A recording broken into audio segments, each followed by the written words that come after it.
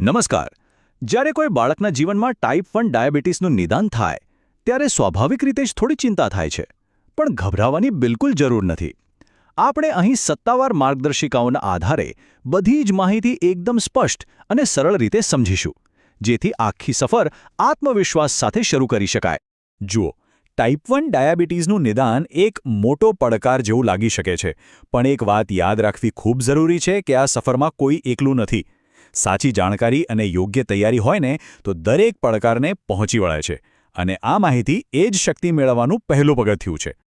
તો ચાલો આખી વાતને આપણે સરળ બનાવવા માટે 6 ભાગમાં સમજીએ. આપણે પહેલાં ડાયાબિટીસ શું છે એ જાણીશું, પછી રોજિંદી સંભાળની વાતો, ખાવા પીવાનું અને કસરતનું ધ્યાન કેવી રીતે રાખવું, અને હા, ક્યારેક ઇમરજન્સી આવે તો શું કરવું એ પણ સમજીશું. અને છેલ્લે શાળા અને મુસાફરી માટેની તૈયારી અને ડૉક્ટરની નિયમિત મુલાકાતો પર પણ વાત કરીશું. તો ચાલો શરૂ કરીએ પહેલા વિભાગથી. અહીં આપણો મુખ્ય ઉદ્દેશ્ય એ સમજવાનો છે કે બાળક માટે એક સુરક્ષિત અને સતત સંભાળનું રૂટીન કેવી રીતે બનાવવું. આ જ તો આખા મેનેજમેન્ટનો પાયો છે. તો ટાઈપ 1 ડાયાબિટીસની સંભાળ એટલે શું? એ ફક્ત દવાઓ આપવા પૂરતું નથી. આ એક આખી સિસ્ટમ છે જેમાં insulin management, sugar monitoring, emergency care અને સ્કૂલ ડૉક્ટર સાથે સતત સંકલન, આ બધું જ આવી જાય છે, જેથી બાળક એકદમ સ્વસ્થ અને ખુશહાલ જીવન જીવી શકે. સારું, હવે વાત કરીએ રોજબરોજની સંભાળની.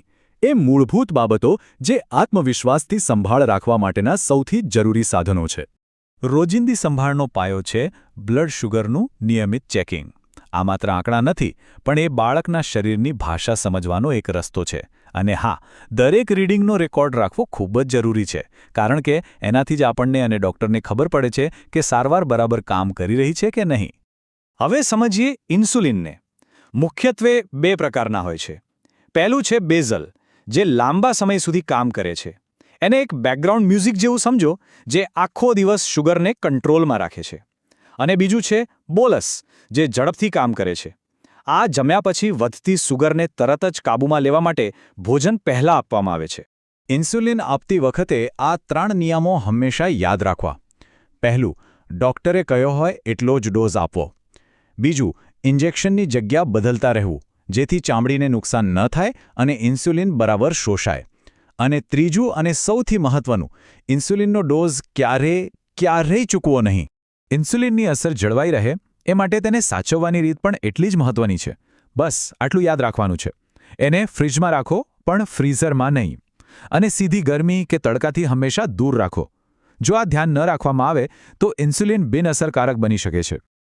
ચાલો હવે આગળ વધીએ અને વાત કરીએ દિનચર્યાના 2 ખૂબ જ મહત્વના પાસા, ખોરાક અને કસરત. આ બંને વચ્ચે સંતુલન જાળવવું ખૂબ જ જરૂરી છે. અહીં 3 મુખ્ય નિયમો યાદ રાખવાના છે. પહેલું, ડાયટિશિયને આપેલા પ્લાન મુજબ નિયમિત સમયે સંતુલિત ભોજન. બીજું, કસરત કે રમતગમત પહેલાં સૂચવેલો નાસ્તો આપવો, જેથી શુગર ઘટી ન જાય. અને ત્રીજું, હંમેશા સાથે 15 ગ્રામ કાર્બોહાઈડ્રેટવાળો કોઈ નાસ્તો રાખવો, જેમ કે ગ્લુકોઝ બિસ્કિટ. આ એક સુરક્ષા કવચ જેવું છે. હવે આપણે એક બહુ જ મહત્વના વિષય પર આવીએ છીએ, કટોકટી. આનો અર્થ એ નથી કે આપણે ડરવાનું છે, પણ એ છે કે આપણે તૈયાર રહેવાનું છે. શાંતિથી અને યોગ્ય રીતે પરિસ્થિતિને કેવી રીતે સંભાળવી તે જાણવું ખૂબ જ જરૂરી છે. કટોકટીમાં લક્ષણોને ઓળખવા એ પહેલું અને સૌથી મહત્વનું પગલું છે. જેમ કે જો પરસેવો વળે, ધ્રુજારી આવે કે ચક્કર આવે તો એ લો બ્લડ શુગરના સંકેત હોઈ શકે છે. અને જો ઉલટી થાય, પેટમાં દુખાવો થાય તો એ હાઈ બ્લડ શુગરના. આ લક્ષણોને જેટલી જલ્દી ઓળખીશું તેટલી ઝડપથી યોગ્ય પગલાં લઈ શકાશે. જ્યારે બ્લડ શુગર ઓછું થઈ જાય ત્યારે ગભરાયા વગર કામ કરવા માટે 15નો નિયમ યાદ રાખો. આ ખૂબ જ સરળ છે. પહેલાં શુગર તપાસો.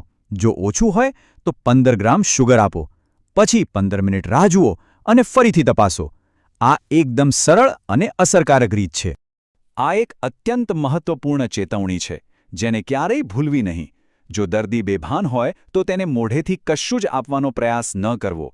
આવું કરવાથી તે શ્વાસનળીમાં જઈ શકે છે અને પરિસ્થિતિ વધુ ગંભીર બની શકે છે. આવી સ્થિતિમાં એક જ ઉપાય છે, તાત્કાલિક હોસ્પિટલ પહોંચવું. અને જો બ્લડ શુગર ખૂબ વધી જાય તો? એના માટે પણ એક સ્પષ્ટ નિયમ છે. જો રીડિંગ 200 મિલીગ્રામ પર ડીએલથી ઉપર આવે તો ઘરે સારવાર કરવાનો સમય બગાડવો નહીં.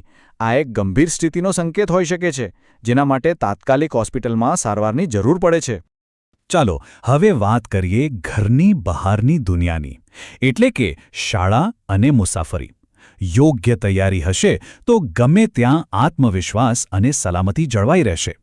બાળકની સુરક્ષા ફક્ત ઘર સુધી સીમિત ન હોવી જોઈએ. આ માટે શાળાના શિક્ષકો અને સ્ટાફ સાથે મળીને એક ડાયાબિટીઝ એક્શન પ્લાન બનાવવો ખૂબ જરૂરી છે. આનાથી શાળામાં બાળકની આસપાસ એક સપોર્ટ સિસ્ટમ તૈયાર થાય છે, જેમને ખબર હોય છે કે ક્યારે શું કરવું, અને બાળકને પણ જરૂર પડીએ સંભાળ લેવાની પૂરી છૂટ મળે છે. એક ડાયાબિટીઝ કિટ હંમેશા તૈયાર રાખવી.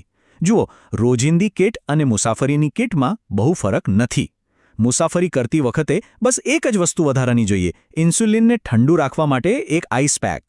બાકી બધી જરૂરી વસ્તુઓ તો બંનેમાં સરખી જ છે. આનાથી પેકિંગ કરવું કેટલું સરળ બની જાય ને.